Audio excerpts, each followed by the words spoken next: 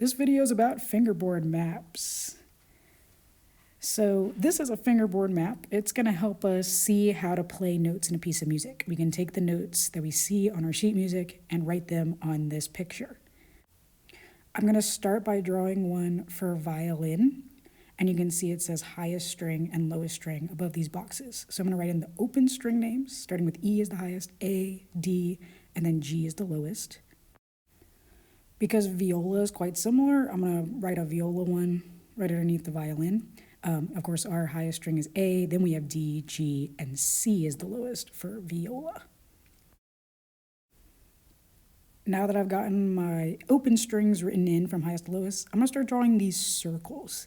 These circles, as you can see, are on the yellow lines on the tapes, and those represent where our fingers are going to go.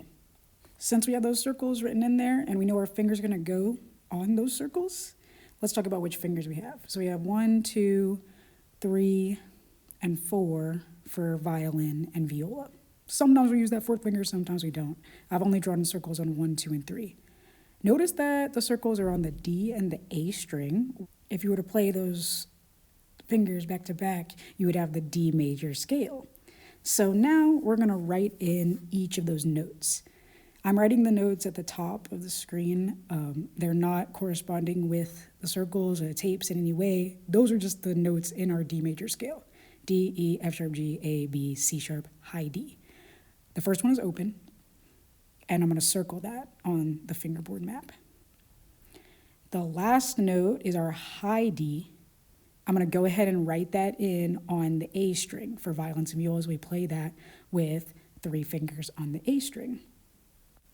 Next, I'm just filling in each note. And you're used to playing this because you just put one finger down at a time until you get to open A, and then you put each finger one at a time on the A string. So we have D, E, F sharp, G on the D string. Then we have A, B, C sharp, and D. So this is a fingerboard map of the D major scale for violin and viola. Let's see an example with an actual piece of music now, so we can take notes in music and put it on the fingerboard map. I've already written in our open string notes, and we realize in the very beginning of the piece, we start on one of them, the D string. Next, we have A's, and let's go ahead and circle open A string, because we will play those with open A. After that, we have 2 B's, and now B is one step higher than A. We're going to put it on the first tape on our A string. You already know this, that B is played as 1 on the A string, but again, we're drawing on the fingerboard map to visualize it. Your last note is A, but you've already circled that, so now you're done.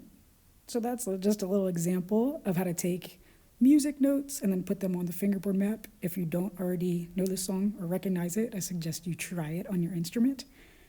Hopefully this explanation and visualization of fingerboard maps helps you draw your own so that you know what notes you're playing and how to play them on your instrument when you see them in your music.